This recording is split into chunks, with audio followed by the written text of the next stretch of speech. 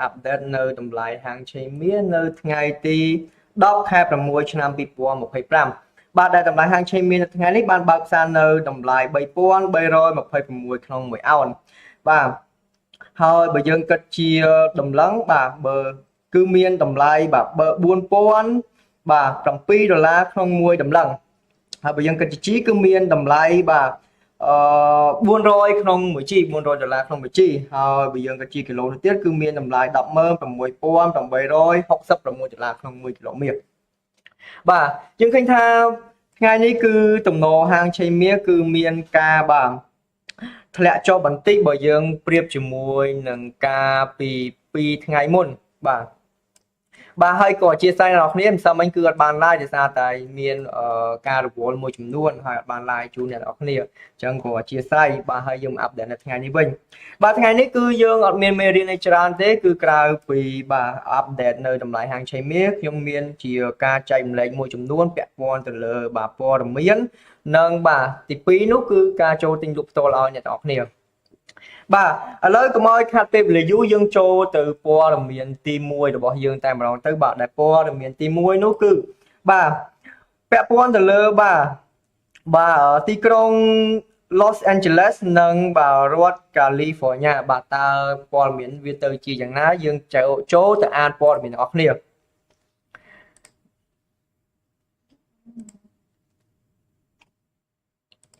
បាទ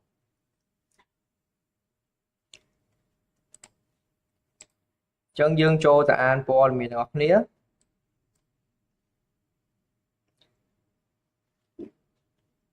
នេះគឺជារូបភាពដែលបញ្ជូនបាទពីរដ្ឋ Angeles កាលពីប្រហែលម៉ោងមុននេះ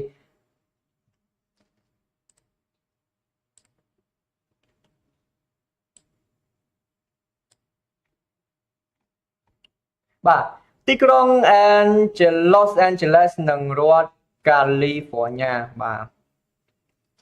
ភាពតានតឹងក្នុងទីក្រុង Los Angeles បានកើនឡើងយ៉ាងខ្លាំងបន្ទាប់ពីប្រធានាធិបតី Donald Trump បានបញ្ជាឲ្យដាក់ពង្រាយកងកម្លាំងឆ្មាំជាតិបន្ថែមចំនួនបាទ2000នាក់និងដាក់ពង្រាយទាហាន Martin សហរដ្ឋអាមេរិកបាទប្រមាណ700នាក់ទៅកាន់ទីក្រុងនេះបាទជំហាននេះបាទកើនឡើងចំពេលមានការតវ៉ាបាទជាបន្តបន្ទាប់ប្រឆាំងនឹងប្រតិបត្តិការអនុវត្តច្បាប់បាទអន្តោប្រវេសន៍ដែលពេលខ្លះបានប្រែក្លាយទៅជាអំពើហិង្សាបាទចឹងយើងតទៅទៀតការដាក់ពង្រាយនេះត្រូវបានជំទាស់យ៉ាងខ្លាំងពីអភិបាលរដ្ឋ California បាទលោក Gavin Newsom និងអភិបាលក្រុង Los Angeles លោកស្រី Karen Bass ដែលបានហាងថាវាជាការអន្តរាគមន៍របស់រដ្ឋាភិបាលសហរដ្ឋបាទសហព័ន្ធដែលមិនចាំបាច់នឹងបង្កហេតុបាទអគ្គមេធាវីរដ្ឋ California លោករ៉ូបប៊ុនថាបានប្តឹងរដ្ឋាភិបាលត្រាំរួចហើយបាទដោយអះអាងថាការដាក់ពង្រាយកងកម្លាំងឆ្មាំជាតិដោយគ្មានការយល់ព្រមពីបាទអភិបាលគឺខុសច្បាប់និងរំលោភលើអធិបតេយ្យភាពរបស់រដ្ឋបាទមន្ត្រីសហរដ្ឋអាមេរិកបានថ្លែងថាកងទ័ព Martin ដែលភាគច្រើនមកពីកងវីរៈសេនាតូចបាទ Martin ទី2និងកងបាទវីរៈសេនាតូចទី7ដែលមានមូលដ្ឋាននៅបាទ29 Palm ត្រូវបានដាក់ពង្រាយដើម្បីការពារទ្រព្យសម្បត្តិនិងបុគ្គលិករបស់រដ្ឋាភិបាលសហព័ន្ធរួមទាំងភ្នាក់ងារអន្តោប្រវេសន៍សហព័ន្ធផងដែរពួកគេត្រូវបានគេរំពឹងថានឹងធ្វើការជាមួយកងទ័ពឆ្មាំជាតិដែលត្រូវមានស្រាប់នៅនឹងកន្លែងក្រសួងការពារជាតិបានបញ្ជាក់ថាកងទ័ពបាទត្រូវបានបណ្ដុះបណ្ដាលក្នុងការបន្ធូរបន្ថយភាពតានតឹងនិងការបាទគ្រប់គ្រងវងមនុស្សហើយបេសកកម្មរបស់ពួកគេ មិនមែនជាការអនុវត្តច្បាប់នោះទេបាទទោះបីជាយ៉ាងណាក៏ដោយមន្ត្រីមូលដ្ឋាននិងអ្នករិះគន់បាទភ័យខ្លាចថាការកើនឡើងវត្តមានយោធានឹងធ្វើឲ្យស្ថានភាពដ៏ផុយស្រួយនេះកាន់តែបាទអាក្រក់ទៅអភិបាលក្រុង West បានរិះគន់ការដាក់ពង្រាយនេះថាជាការប៉ុនប៉ងដោយចេតនាដើម្បីបង្កើតភាពវឹកវរនិងភាពបាទអនាធិបតេយ្យបាទខណៈដែលអភិបាលរដ្ឋ Newsom បានហៅ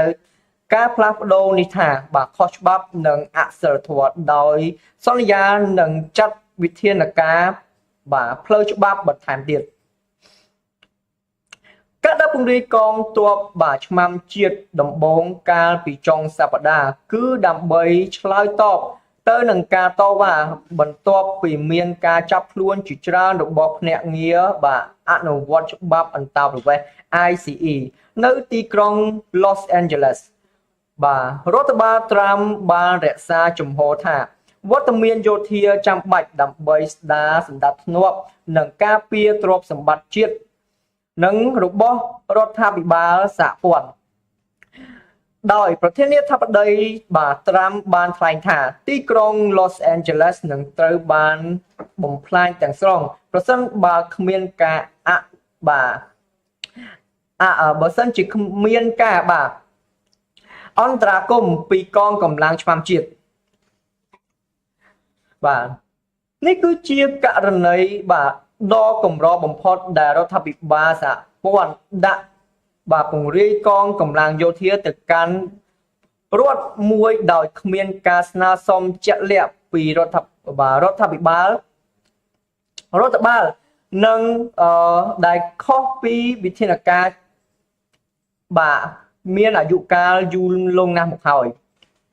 បាទមូលដ្ឋានច្បាប់សម្រាប់ការដាក់ពង្រាយនេះបាទដោយយោងទៅលើចំណងជើងទី10នៃបាទក្រមសហព័ន្ធកំពុងត្រូវបានជំទាស់ដោយរដ្ឋបាទកាលីហ្វ័រញ៉ាដែលបានអះអាងថាបទបញ្ជាបែបនេះត្រូវចេញតាមរយៈអភិបាលរដ្ឋនៅពេលដែលកងទ័ពម៉ាទីនចាប់ផ្ដើមមកដល់បាទស្ថានភាពនៅតែប្រែប្រួលដោយមានការព្រួយបារម្ភអំពីបាទការសម្របសម្រួលរវាងកងទ័ពសហព័ន្ធនិងភ្នាក់ងារអនុវត្តច្បាប់ក្នុងតំបន់និងលទ្ធភាពនៃការប៉ះទង្គិចគ្នាបន្ថែមទៀតរវាងក្រុមអ្នកតវ៉ានិងវត្តមានយោធាកើនឡើងបាទនេះគឺជាព័ត៌មានដែលខ្ញុំដកស្រង់ចេញពីបាទ website បាទ CNN បាទរបស់សហរដ្ឋអាមេរិកចឹងនេះគឺជារូបភាពដែលបានបញ្ជូនមកអ្នកនរគ្នាបានឃើញហើយការបាទតវ៉ានិងបាតកម្មបាទប្រហែលថ្ងៃនេះគឺនៅសហរដ្ឋអាមេរិកមានការបាតកម្មខ្លាំងមែនទែនបាទបន្ទាប់ពីលោក Donald Trump បានដាក់ពង្រាយកងទ័ពបាទតាមតំបន់នានាផ្សេងបាទចឹងការបាទអានព័ត៌មានរបស់ខ្ញុំគឺត្រូវបានបញ្ចប់ហើយបាទហើយខ្ញុំចង់បង្ហាញអ្នកទាំងអស់គ្នាបន្តិចតាក់ទងទៅនឹងបាទព័ត៌មានអានសង្ឃឹមថាអ្នកទាំងអស់គ្នាបាទអាចយកជាចំណេះដឹងបាទបន្តិចបន្តួចបាទហើយមូលហេតុអ្នកទាំងអស់គ្នាគឺដឹងហើយក្នុងការបាទលើកយកព័ត៌មាននេះគឺសុទ្ធតែជាព័ត៌មានដែលវាអាចធ្វើឲ្យប៉ះពាល់ទៅដល់បាទតម្លៃហាងឆេងមាសរបស់យើងជាងឃើញថាបើសិនជាបាទព័ត៌មាននៅតែកើតឡើងបាទព័ត៌មាននៅតែកើតឡើងវានៅតែមិនល្អបាទតម្លៃហាងឆេងមាសរបស់យើងបាទច្បាស់ណាស់វាប្រកាសជាមានការហក់ឡើងជាមិនខានចឹងបាទយើងបន្តទៅមើលបាទរូបភាពរបស់ CNN បាទនេះគឺជារូបភាពដែលបានបញ្ជូនមកបាទក្នុងសារព័ត៌មានអ្នកនរគ្នាអាចចូលទៅអាននៅក្នុង website CNN បានដែលខ្ញុំបានដកស្រង់មកសម្រាប់ជាភាសាខ្មែរហើយបើសិនជាបងប្អូនដែលចេះភាសាអង់គ្លេសបងប្អូនអាចចូលទៅមើលបាទអានជាភាសាអង់គ្លេសបានហើយបងប្អូនដែលគាត់ ថាខ្ជិលបកជាភាសាខ្មែរអ្នកគ្នាអាចបាទមកស្ដាប់ខ្ញុំសម្រាប់ជាភាសាខ្មែរបានបាទអញ្ចឹងអត់អីទេបាទហើយនៅក្នុងនេះគឺជាព័ត៌មានទាន់ហេតុការណ៍បាទតព័ត៌មានថ្មីទើបតែប្រហែលម៉ោងនេះទេបាទដែលខ្ញុំបានដកស្រង់មកនេះអញ្ចឹងសង្ឃឹមថាអ្នកនរគ្នានឹងទទួលបានអរគុណបាទឥឡូវការអានព័ត៌មានរបស់ខ្ញុំគឺបានបញ្ចប់ហើយឥឡូវបាទបន្ទាប់ទៀតនេះគឺយើងចូលទៅដល់បាទការ live តាក់ទងនឹងការទិញលក់ផ្ទាល់បាទជូនអ្នកទាំងអស់គ្នាបាទកន្លែងនេះគឺជាបាទមេរៀនឬក៏ជាបទពិសោធន៍ដែលអ្នកទាំងអស់គ្នាចង់ឃើញបាទចំពោះបងប្អូនដែលគាត់កំពុងធ្វើការជួញដូរក្តីចំពោះបងប្អូនដែលកំពុងតែបាទត្រៀមនឹងធ្វើការជួញដូរទៅលើតម្លៃហាងឆេងមាននេះក្តីបាទកំពុងតែមានការស្រាបស្រាយចំពោះបាទចំណុចចុងក្រោយនេះបាទឥឡូវនេះយើងបាទយើងរកកន្លែងបាទយើងរកកន្លែងចូលដើម្បីយើងធ្វើការទិញលក់តែម្ដងទៅបាទចាំមើលបាទចាំមើលខ្ញុំរកកន្លែងចូលទិញលក់ឲ្យអ្នកនរគ្នាបាទអញ្ចឹងយើងចាំមើលតិចទៀតបាទឥឡូវស្របពេលបាទស្របពេលដែលយើងកំពុងតែស្វែងរកបាទឬក៏ស្របពេលដែលយើងកំពុងតែបាទអត់ទាន់រកកន្លែងចូលឃើញយើងទៅមើល history បន្តិចបាទ history របស់យើងណាបាទនេះ history របស់យើងគឺនៅខាងក្រោមនេះបាទhistory របស់យើងគឺភាគច្រើនគឺចំណេញបាទយើងខាតតែម្ដងទេកន្លែងនេះបាទយើងខាតតែម្ដងទេភាគច្រើនគឺយើងចំណេញបាទឥឡូវកន្លែងនេះបើសិនជាវាធ្លាក់មកតិចទៀតយើងធ្វើការទិញទៅអ្នកនរគ្នាបាទឥឡូវយើងចាំមើលមកបកគោទៀតឥឡូវចាំមើលទាំងអស់គ្នាចាំមើលទាំងអស់គ្នាយើងធ្វើការចូលទិញលក់ទាំងអស់គ្នាហ្មង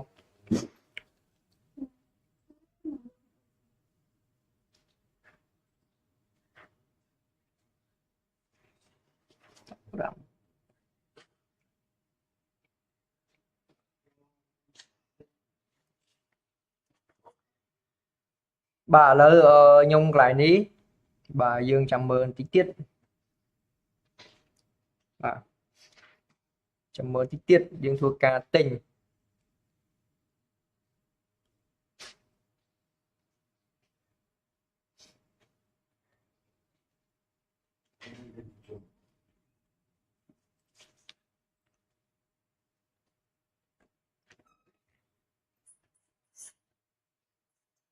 បាទកន្លែងនេះបើសិនជាអ្នកនរគ្នាតាមដានរៀងយូរបន្តិចហើយបាទដោយសារតែយើងចាំមើលបាទយើងចាំមើលទៅលើបាទ technical បាទឡើងចូលរបស់វាបាទឬក៏ទំនោររបស់វា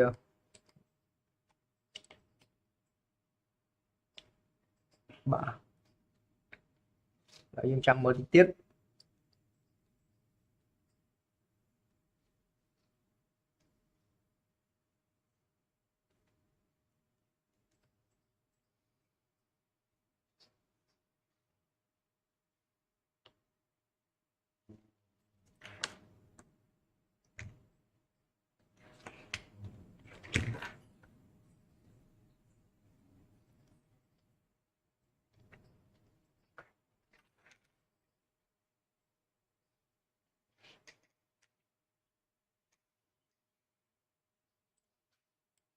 បាទនេះគឺជា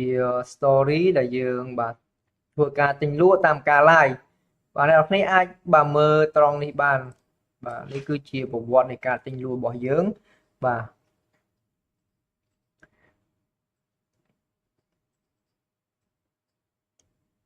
ប្រវត្តិនៃការទិញលក់របស់យើងបាទមានចំណេញរហូតទៅដល់បាទ$14,994ទៀតផងអូខេបាទកន្លែងនេះបើសិនជាអ្នកបាទបងប្អូនដែលគាត់ធ្វើការទិញលក់តាមណាបាទគាត់ជាមានការចំណេញបាទឥឡូវបើថាទិញលក់មិនតាន់ទេយើងចាំទិញកន្លែងនេះក៏បានដែរបាទយើងកំពុងតែរកកន្លែងចូលផ្សារអញ្ចឹងបាទយើងចាំតាមដានទាំងអស់គ្នា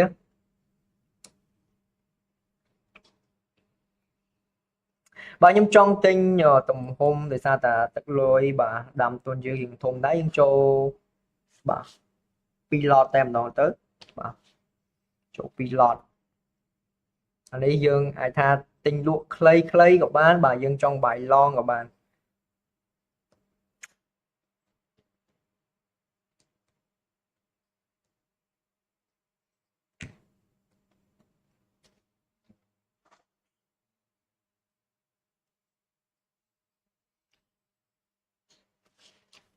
បាទបាទប៉ុន្តែជាក់ស្ដែងបាទខ្ញុំទិញនៅខាងក្រៅនេះបាទជាក់ស្ដែងខ្ញុំចូល0.1បាទគឺ10អោនបាទ10អោនគឺខ្ញុំចំណេញបាន$100ជាងអ្នកនេះអាចមើលកន្លែងនេះបានបាទគឺ$100ជាងហើយអញ្ចឹងបាទនៅក្នុងនេះចាំយើងរកកន្លែងចូលអ្នកនេះបាទ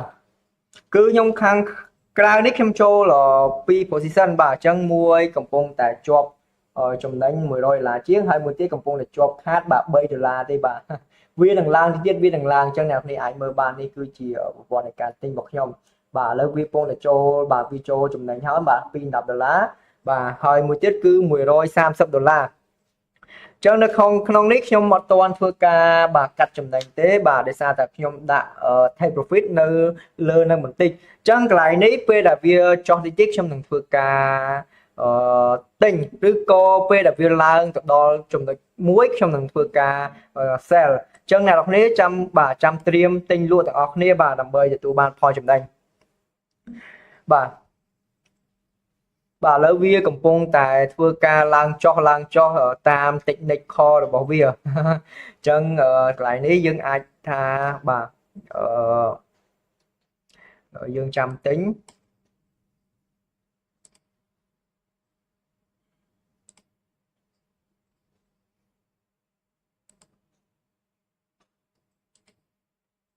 ឥ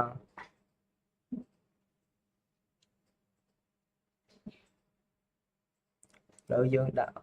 size support ទីសិនអូខេបាទខ្ញុំឃើញចំណុចមួយហើយអ្នកនរគ្នាខ្ញុំឃើញមួយហើយបាទខ្ញុំត្រៀមទាំងអស់គ្នា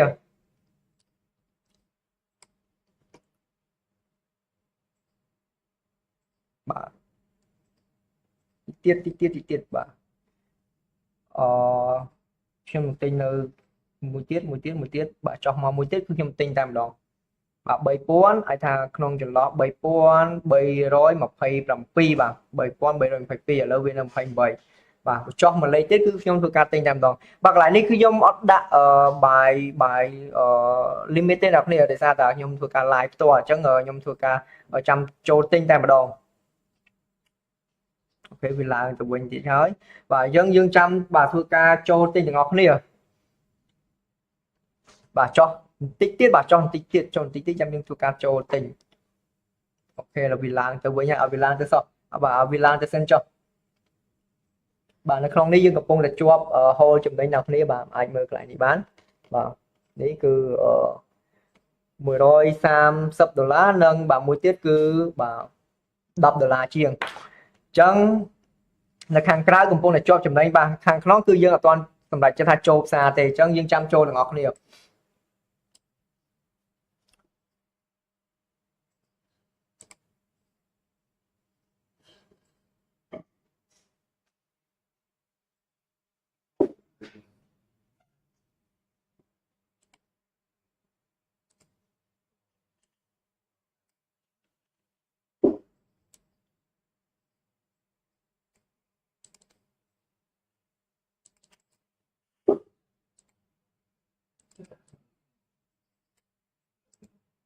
ចាំទីនោះនេះខ្ញុំសុំមកលុប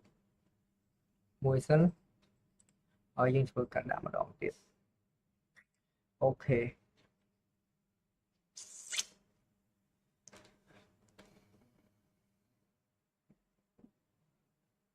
អូខេអ្នកគ្នាឥឡូវខ្ញុំ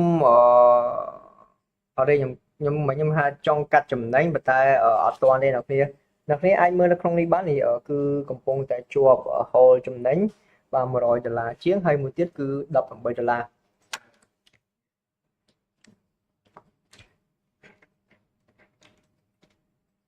បាទអញ្ចឹងនៅខាងក្នុងនេះខ្ញុំធ្វើការកាត់ចំណេញ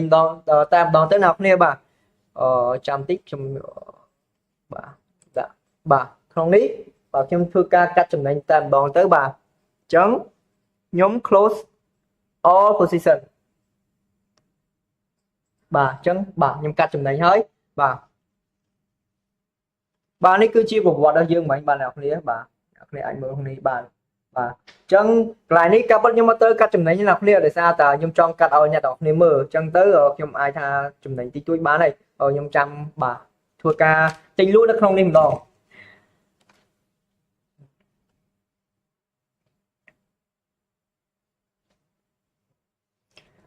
ចឹងបើសិនជាវាឡើងមកវាឡើងមកដល់នេះខ្ញុំនឹងធ្វើការទិញតែម្ដងបាទអត់ធ្វើការលក់តែម្ដងនេះបាទបើសិនជាវាឡើងមកដល់3332បាទ3332ខ្ញុំនឹងធ្វើការបាទទិញអធិស្ឋានធ្វើការលក់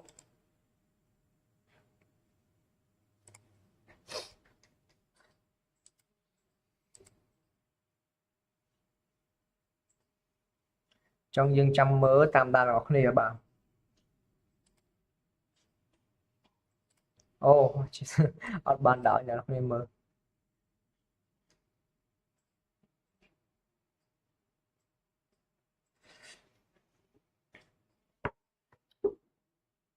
ចឹងអ្នកគ្នាក្នុងការទិញលក់ទៅលើតម្លៃហាងឆេងមាននេះគឺបាទទៀមទាឲ្យអ្នកនរគ្នាបាទផ្ចង់អារម្មណ៍បាទផ្ចង់អារម្មណ៍ហើយមួយទៀតគឺអ្នកគ្នាត្រូវតែច្បាស់ទៅលើព័ត៌មានបាទបើសិនជាអ្នកនរគ្នាអត់ច្បាស់ទៅលើព័ត៌មាននិង technical ទេគឺអ្នកនរគ្នាមិនអាចបាទធ្វើការចូលផ្សារបានល្អទេបាទហើយក្នុងការ live នេះគឺគ្រាន់តែចង់ប្រាប់អ្នកនរគ្នាពីរបៀបបាទទិញលក់ទៅលើតម្លៃហាងឆេងមាននេះទេបាទហើយចំពោះ technical ក៏អ្នកនរគ្នាអាចបាទយល់ដឹងខ្លះដែរ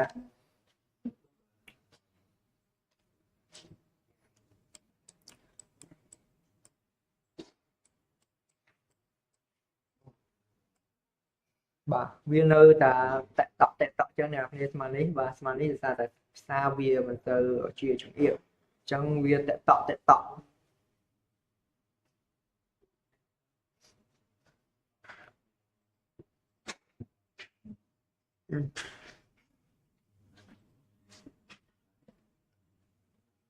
បាទស្របពេលវាមិនទាន់ចុះយើងទៅមើលបាទទៅមើលឆាតបាទទៅមើលឆាតតិចមកទៅឆាត trading view បាទនេះគឺជា trading view វាស្រួលមើលអ្នកគ្នាដាក់នេះទៅវាស្រួលមើលបាទអញ្ចឹងនេះវាប្រកបជាឡើងចុះប៉ុន្តែតិចទៀតបាទតិចទៀតខ្ញុំនឹងធ្វើការបាយឲ្យអ្នកនរគ្នាពេលដែលវាចុះបន្តិចទៀត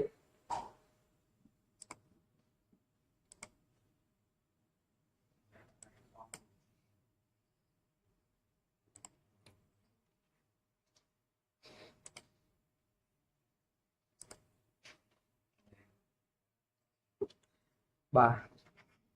អញ្ចឹងចាំតាមដានអ្នកនរគ្នា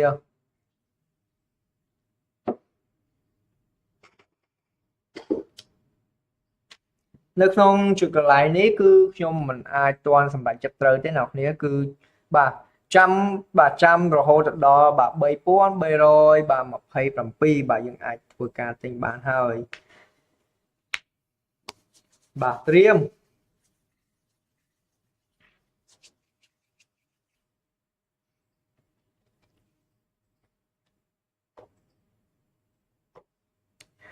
បាទក៏ពិតខ្ញុំទិញកន្លែងនេះក៏បានដែរអ្នកនាងប៉ុន្តែបើសិនជាខ្ញុំទិញកន្លែងនេះវាអាចនឹងប្រើពេលរៀងយូរបន្តិចក្នុងការយើងចាំវាឡើងបាទអញ្ចឹងទៅខ្ញុំបាទសម្រាប់ចិត្តថាពេលដែលវាធ្លាក់បន្តិចទៀតបាទអាចថា2លេខទៀតខ្ញុំនឹងធ្វើការទិញតែម្ដង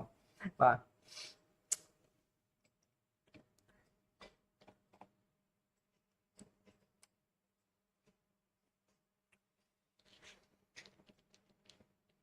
បាទ25នាទីហើយអ្នកនាងក្នុងការ live របស់ខ្ញុំបាទឥឡូវយើងចាំមើលបាទ3នាទីទៀតបើសិនជាវាអត់ធ្លាក់មកដល់បាទ3327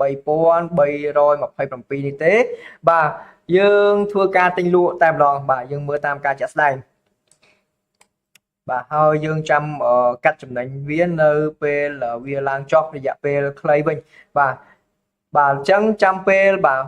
បាទឥឡូវម៉ោង2:56នាទីបាទចាំម៉ោង2បាទឬក៏ម៉ោង3បាទម៉ោង3ក៏បានយើងចូលតែម្ដងយើងចាំមើល4នាទី5នាទីមើលវានឹងចុះអត់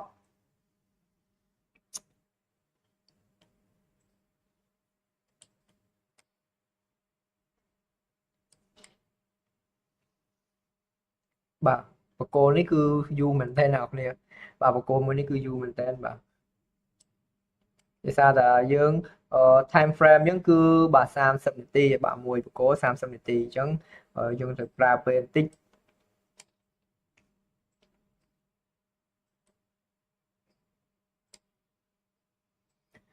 បាទ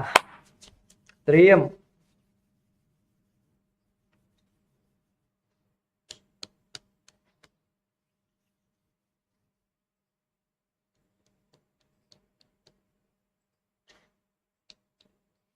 បាទឡើងមកដល់3332ក៏មិនដល់បាទធ្លាក់មកដល់3327ក៏មិនធ្លាក់បាទទីអារម្មណ៍មែនតើអញ្ចឹងដូចខ្ញុំបាននិយាយពីខាងដើមអញ្ចឹងបាទក្នុងការទិញលក់ទៅលើតម្លៃហាងឆេងមាសតាមរយៈឧបករណ៍ Nissan នេះបាទគឺទាមទារឲ្យអ្នកទាំងគ្នាផ្ចង់អារម្មណ៍មែនតើបាទគឺទាមទារឲ្យអ្នកគ្នាបដោតអារម្មណ៍បាទសមាធិបាទធ្វើសមាធិឲ្យបានល្អបាទបើសិនជាយើងសមាធិមិនបានល្អទេបាទការទិញលក់របស់យើងប្រកាសជាបាទទទួលបានមិនសូវទទួលបានផលចំណេញអញ្ចឹងដើម្បីទទួលបានផលចំណេញយើងត្រូវតែផ្ដោតនឹងបាទត្រូវតែផ្ដោតទៅលើគោលដៅនិងផ្ចង់អារម្មណ៍ឲ្យបានល្អបាទនេះគឺជាបទពិសោធន៍បាទបទពិសោធន៍កន្លងមកដែលខ្ញុំតែងតែធ្វើបាទទី1គឺការបាទ focus ទៅលើការទិញលក់គោលដៅក្នុងការទិញលក់មួយទៀតបាទក្នុងការវិភាគព័ត៌មានបាទហើយជាពិសេសនោះទៀតគឺបាទទៅលើ technical បើសិនជាយើងបាទយល់ច្បាស់តាក់ទងទៅលើ technical របស់មាសយើងបាទយើងអាចធ្វើការទិញលក់ខ្លីៗបាទទទួលបានផលចំណេញខ្លីៗជារៀងរាល់ថ្ងៃបាទជាប្រចាំថ្ងៃតែម្ដងហើយការ live របស់ខ្ញុំនៅថ្ងៃនេះគឺបាទការ live ដែលខ្ញុំធ្វើឲ្យអ្នកនរគ្នាបានមើលតាក់ទងនឹងការទិញលក់ទទួលបានផលចំណេញបាទជាប្រចាំថ្ងៃបាទតើការទិញលក់ទទួលបានផលចំណេញជាប្រចាំថ្ងៃហ្នឹងបាទគេបាទទិញលក់បាទរយៈពេលប្រមាណបាទរយៈពេលប្រមាណម៉ោងប្រមាណនាទីបាទកាពិតរយៈពេលប្រមាណម៉ោងប្រមាណនាទីហ្នឹងគឺវាមិនសូវសំខាន់ហ្មងទេគឺសំខាន់គោលដៅរបស់យើងបាទគោលដៅរបស់យើងចង់បាទចំណេញប្រមាណលេខបាទគឺយើងបាទកំណត់ take profit ទៅអ្នកនរគ្នាបើសិនជាយើងកំណត់គោលដៅណាថាបងអូថ្ងៃនេះខ្ញុំចង់ចំណេញយកតែ5លេខទេបាទហើយមួយលេខ$10អញ្ចឹងទៅ5លេខថាតែ$50ទៅបានហើយមួយថ្ងៃបាទអ្នកនរគ្នាដាក់5លេខទៅបាទអញ្ចឹង$50បាទស៊ីផុយបាទអានេះចំពោះអ្នកដែលមានដើមទុនធំហ៎អ្នកដែលមានដើមទុនទូចបាទហើយគេថាអូថ្ងៃនេះខ្ញុំសុំ5លេខដែរ$5បាទ$5ដាក់បាទដាក់ទៅបាទស៊ីផុយឬក៏ខ្ញុំចង់បានថ្ងៃហ្នឹង$10អញ្ចឹងទៅបាទអញ្ចឹងអ្នកនរគ្នាអាចថាមក position $5ហើយមក position ទៀត$5អញ្ចឹងទៅបាទអញ្ចឹងមក$5អ្នកនរគ្នាកាត់ទៅបាទកាត់ចំណេញទៅគឺយើងទទួលបានផលចំណេញហើយបាទហើយដាច់ខាតគឺអ្នកនរគ្នាត្រូវតែប្រមូលអារម្មណ៍ឲ្យបានល្អបាទកុំលោភបាទបើសិនជាថាអូបាទចង់បាន$5ស្រាប់ថាលេងវាលោតបាន$5 50 សេនលេងអ្នកនរគ្នាគិតថាអូខ្ញុំចង់បានជាងនឹងតិចទៀតអត់កាត់ចំណេញបាទនេះហើយគឺជាមូលហេតុដែលវាធ្វើឲ្យអ្នកនរគ្នាមិនសូវទទួលបានផលចំណេញបាទឥឡូវបាទវាចូលបកគោមួយទៀតហើយខ្ញុំធ្វើការ sell តែម្ដងទៅអ្នកនរគ្នាខ្ញុំចង់ sell បាទកន្លែងនេះគឺ sell បាទខ្ញុំ sell ធ្វើការ sell ចូល trade បាទគ្រាន់តែចូល sell ព្រាមគឺវានឹងបាទខាត់បាទវាចូលខាត់បាទដោយសារតែវាកាត់ទៅលើកម្រិតថ្លៃហើយនឹងសន្ទុះរបស់វាអញ្ចឹងអូខេកន្លែងនេះយើងចាំមើលទាំងអស់គ្នាបាទខ្ញុំធ្វើការ sell មួយ position ហើយអ្នកនរគ្នាបាទខ្ញុំធ្វើការ sell មួយ position ហើយអញ្ចឹងឥឡូវនេះយើងកំពុងតែជាប់ខាត់បាទហើយអ្នកនរគ្នាដែលគាត់ធ្វើការបាទទិញលក់ពេលដែលគាត់ចូលទិញលក់ភ្លាមណាបាទចូលទិញលក់ភ្លាមស្រាប់តែចូលភ្លាមជាប់ខាត់អ្នកនរគ្នាក៏មានការបារម្ភបាទដោយសារនេះគឺជា technical ទេបាទ technical បាទបើសិនជាបាទផ្សារ move លឿនឬក៏ផ្សារមានន័យថាចរន្តផ្សារដើរលឿនចេញចូលលឿនបាទវាអាចថាអ្នកនរគ្នាបាទលើឡើងចំណេញវិញហើយបាទវាអាចថាវាខាត់មកព្រឹបតែបន្តិចទេបាទហើយវានឹងបាទចូលមកចំណេញវិញដូចឥឡូវនេះបាទមិញខាត់ឥឡូវចំណេញ$12ហើយបាទអញ្ចឹងបាទកន្លែងនេះគាត់តែចង់ប្រាប់អ្នកនរគ្នាថាពេលដែលវាចេញមកភ្លាមអ្នកនរគ្នាកុំបាទមានការបាទភ័យបារម្ភខ្លាចអូខាតខ្លាចបាទនេះគឺជា technical របស់មាសវាឡើងចុះបែបនេះឯងបាទ បាទហើយឥឡូវនេះយើងចាំកាត់ចំណេញទាំងអស់គ្នាតែម្ដងទៅបាទយើងឃើញថាកន្លែងនេះយើងអាចបាទកាត់ចំណេញខ្លីៗបានអញ្ចឹងក៏មានការបារម្ភបើសិនជាអ្នកនរគ្នាធ្វើការទិញលក់បាទកន្លែងនេះបាទ$20 $30អីគឺអាចទទួលបានបាត់ហើយនេះបាទប៉ុន្តែមិនទាន់ជាចំណេញទេអ្នកនរគ្នាយើងចាំមើលអ្នកនរគ្នាបាទអូបាទ$100បាត់ហើយនេះចឹងយើងត្រៀមកាត់ចំណេញអ្នកគ្នាបាទយើងយកមួយលេខបាទយក2លេខចុះបាទមួយលេខបាទមួយលេខគឺ$200 2លេខ$400បាទឥឡូវយើងយក2លេខចុះបើវាធ្លាក់2លេខយើងកាត់ចំណេញតាមដងបាទបាទឥឡូវទៅតែ$90ជាបាទបាទវាឡើង190ឥឡូវយើងចាំកាត់ចំណេញទាំងអស់គ្នាអូខេបាទហើយអ្នកនរគ្នាដែលធ្វើការទិញលក់តាមការ live ក៏មានការស្លន់ស្លោបាទចំណេញមកអីអ្នកនរគ្នាកាត់ទៅបាទបើសិនជាថ្ងៃនេះវាអត់លោតទៅដល់$400ទេគឺខ្ញុំអត់ធ្វើការកាត់ទេបាទគឺខ្ញុំធ្វើការបាទកាត់នៅពេលដែលវាចំណេញហើយធ្វើជាវីដេអូខ្លីៗឲ្យអ្នកទាំងគ្នាបានទស្សនាវិញបាទឥឡូវយើងជាប់ចំណេញបាទចំណេញ140 150ហើយបាទឥឡូវវាចោះទៀតទេបាទបើសិនជាយើងបាទចោះចំណេញ$400ទៅ$500បានខ្ញុំកាត់ចំណេញបាទកន្លែងនេះ180ហើយបាទ200បាទអញ្ចឹងលោតមួយលេខហើយអ្នកគ្នាបាទមួយលេខហើយមួយលេខ200បាទចាំ$400ចាំកាត់ទាំងអស់គ្នាបាទអ្នកគ្នាបាទ300បាទ300អូខេឥឡូវមក200វិញហើយបាទអ្នកគ្នាចាំចោះតិចទៀតយើងនឹងធ្វើការកាត់ចំណេញទាំងអស់គ្នា$400គឺកាត់តែម្ដងអ្នកគ្នា2លេខបានហើយព្រោះកន្លែងនេះយើងចូលធំដែរបាទ2លេខបានហើយ2លេខបានហើយបាទបើសិនជាដល់ម៉ោងចប់បាទបើសិនជាដល់ម៉ោងចប់ live គឺខ្ញុំនឹងធ្វើវីដេអូកាត់ចំណេញឲ្យអ្នកគ្នាតាមក្រោយវិញបាទឥឡូវបាទ$200ហើយបាទ280 290បាទធ្លាក់វិញហើយ270បាទអញ្ចឹងយើងចាំធ្វើការកាត់ចំណេញអ្នកគ្នាបាទ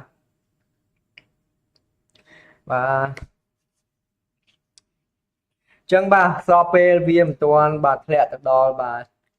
គោលដៅរបស់យើងបាទ2លេខទេបាទក៏ឆ្លៀតពេលបាទចង់ណែនាំអ្នកនរគ្នាបន្តិចតទៅនឹងការទិញលក់បាទក្នុងការទិញលក់តម្លៃហាងឆេមាននេះគឺអ្នកនរគ្នាបាទគួរតែបាទរកបាទ broker ឬក៏រកក្រុមហ៊ុនមួយដែលជាទំនុកចិត្តបាទដែលមានបាទក្រុមការងារមានបច្ចេកទេសបាទមានចំណេះដឹងបាទក្នុងការប្រឹក្សាអ្នកទាំងគ្នាដើម្បីឲ្យអ្នកទាំងគ្នាទទួលបានផលចំណេញជារៀងរាល់ថ្ងៃហើយអ្នកទាំងគ្នាបាទតាមដានការ live នេះហើយអ្នកទាំងគ្នាក៏អាចវិភាគបានដែរបាទតើបាទការ live របស់ខ្ញុំគឺរបៀបម៉េចបាទអញ្ចឹងក្នុងការ live របស់ខ្ញុំខ្ញុំធ្វើការ live ផ្ទាល់ឲ្យអ្នកទាំងគ្នាបាទបានទស្សនាតែម្ដងបាទខ្ញុំបាទធ្វើការ live ទិញលក់បាទឲ្យអ្នកគ្នាបានទស្សនាបាទជារៀងរាល់ថ្ងៃបាទរាល់ពេលដែលខ្ញុំ live បាទហើយម្សិលមិញក៏អធិស្ឋានអ្នកគ្នាដែរដែលអត់បាន live ជូនអ្នកគ្នាដោយសារតែមានការរវល់បន្តិចបាទហើយថ្ងៃនេះបានមក live ជូនអ្នកគ្នាហើយបាទបានមានពេលបាទទិញលក់ឲ្យអ្នកគ្នាបានទស្សនាបាទមិញគឺយើងចូលចំណេញ200ហើយតែយើងអត់កាត់ទេដោយសារអីបាទគោលដៅរបស់យើងគឺយើងយក2លេខបាទដោយសារតែយើងចូលធំដែរអ្នកគ្នាយើងចូលឡើង2ឡតអញ្ចឹង1ឡត2ឡត1លេខ$200 2លេខបាទ$400អញ្ចឹងគោលដៅរបស់យើងគឺ2លេខបាទអញ្ចឹងមិនថ្មីទេបាទមិញបើសិនជាយើងចង់បានឬក៏យើងយកចំណេញតិចយើងអាចកាត់ចំណេញបានបាត់ហើយ300 200បាទ200ជាង290ហ្នឹងយើងអាចបាទទទួលបានបាត់ហើយប៉ុន្តែយើងអត់យកទេអ្នកគ្នាគោលដៅរបស់យើងគឺ2លេខឥឡូវគឺចំណេញ100ជាងហើយ$100ជាងហើយបាទយើងកំពុងតែជាប់ចំណេញយើងអត់ទាន់យកទេបាទគោលដៅរបស់យើងគឺ2លេខបាទអញ្ចឹងចាំពេលវាលោតទៅដល់$400បានយើងធ្វើការកាត់ចំណេញបាទហើយអ្នកគ្នាសួរអីលោកគ្រូលោម៉េះបាទចេកលោម៉េះចង់បានច្រើនបាទដោយសារដើមទុនយើងធំបាទដើមទុនយើងធំអញ្ចឹងប៉ុណ្ណឹងក៏វាមិនច្រើនទេបាទត្រឹមតែ$400ហ្នឹងវាមិនច្រើនទេអ្នកគ្នាអាចថាមកញ៉ាំកាហ្វេបានបាទអាចធ្វើបានញ៉ាំកាហ្វេបាទ$200នេះបើយើងចង់បានបាទស៊ីផុយអ្នកគ្នានេះបាទមិញខ្ញុំមិនចេះតែនិយាយអ្នកគ្នាអាចមើលតាមការ live នេះបានបាទបើសិនជា$200នេះយើងកាត់បាទចំណេញបាន$200បាទមួយលេខដែរត្រូវបាទ$300បាទដែរនេះបាទ ប៉ុន្តែគោលដៅរបស់យើងគឺ$400បាទ$400ចឹងអ្នកនរគ្នាក៏អាចបាទពិចារណាកន្លែងនេះបានបាទបើសិនជាអ្នកមានដើមទុនធំបាទធ្វើការអូខេបាទសម្រាប់ហើយអ្នកនរគ្នា$400បាទ history បាទនេះ$400អូខេបាទនេះ sorry របស់យើងបាទនេះគ្នា2លេខ$400បាទចឹងដោយសារតែយើងចូលធំដែរចឹង$400នេះគឺ C point អ្នកគ្នាបាទអូខេចឹងបាទការ live របស់យើងគឺបានបញ្ចប់ហើយបាទការទិញលក់របស់យើងបាទការទិញលក់របស់យើងគឺបានបញ្ចប់ហើយដោយសារតែយើងបាទគោលដៅរបស់យើងគឺមិនចង់បានច្រើនពេកទេអ្នកគ្នាត្រឹមតែ$400បាទ$420គឺគ្រប់គ្រាន់ហើយចឹងប៉ុណ្នេះអាចញ៉ាំបាទកាហ្វេកាទៀវបានហើយអ្នកគ្នាបាទយើងអាចបាទចំណេញ$400ជាងនេះគឺយើងអាចញ៉ាំកាហ្វេកាទៀវបានហើយអូខេ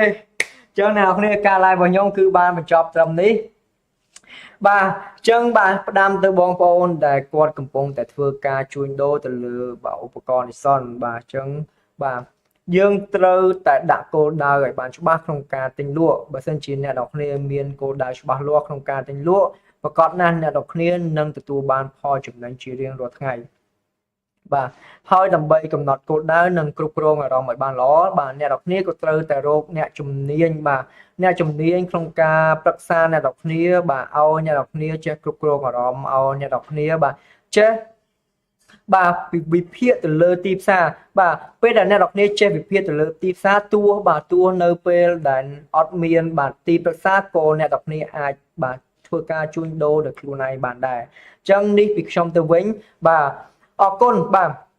ចឹងការ live របស់យើងគឺត្រូវបានបញ្ចប់ហើយដោយសារតែថ្ងៃនេះយើងចំណេញរៀងគ្រាន់បើដែរបាទ$200បាទមិនមែន$200ទេគឺ$420បាទឥឡូវយើងទៅមើល history ម្ដងទៀត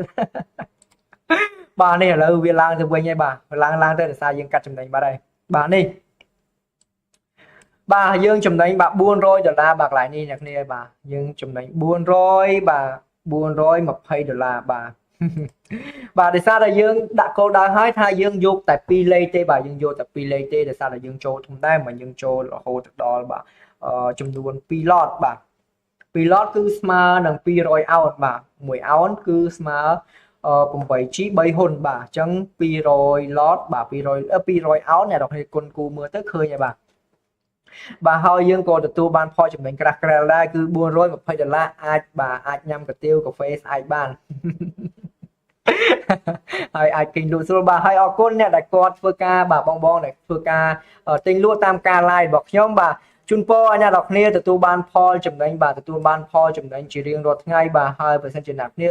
បាទចង់តាមដានបន្ថែមឬក៏ចង់បាទទស្សនាបន្ថែមអ្នកគ្នាគ្រាន់តែ comment បាទចង់ឲ្យខ្ញុំធ្វើការ live បាទមួយថ្ងៃ2ដងឬក៏មួយថ្ងៃ3ដងបាទ live តាក់ទងនឹងការទិញលក់ផ្ទាល់បាទ live តាក់ទងនឹងព័ត៌មានឬក៏ live តាក់ទងនឹងបច្ចេកទេសបាទផ្សេងក៏អ្នកទាំងគ្នាអាចធ្វើការ comment បាទសំណូមពរពីខ្ញុំទៅវិញបានដែរដោយសារតែខ្ញុំបាទ live នេះគឺជា live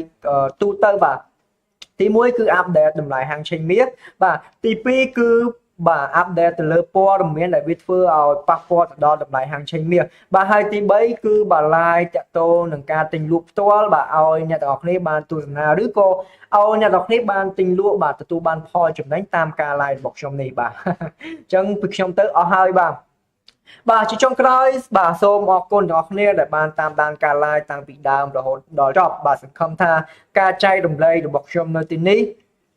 បាទនៅថ្ងៃនេះគឺបាទអាចផ្ដល់ជាចំណេះដឹងដល់អ្នកទាំងអស់គ្នាបាទក្នុងការជួញដូរទៅលើតម្លៃហាងឆេងមាសនៅលើឧបករណ៍ Nissan ហើយបាទជាចំណេះដឹងបាទព័ត៌មានបាទក្នុងការបាទ support ឲ្យតម្លៃហាងឆេងមាសបាទធ្វើការបាទ support បាទព័ត៌មានដែល support ឲ្យតាក់ទងឲ្យតម្លៃហាងឆេងមាសធ្លាក់ឬក៏ចុះបាទអញ្ចឹងក៏អរគុណអ្នកនរគ្នាច្រើនបាទអរគុណធំបាទជាចុងក្រោយមានតែជូនពរអ្នកនរគ្នាមានសុខភាពល្អសំណាងល្អបាទធ្វើការប្រកបរបរអ្វីតែងតែបាទទទួលបានផលចំណេញហើយជាពិសេសនោះបើសិនជាបងប្អូនបាទធ្វើការទិញលក់បាទទៅលើឧបករណ៍ Nissan នេះសូមឲ្យអ្នកនរគ្នាទទួលបានផលចំណេញពី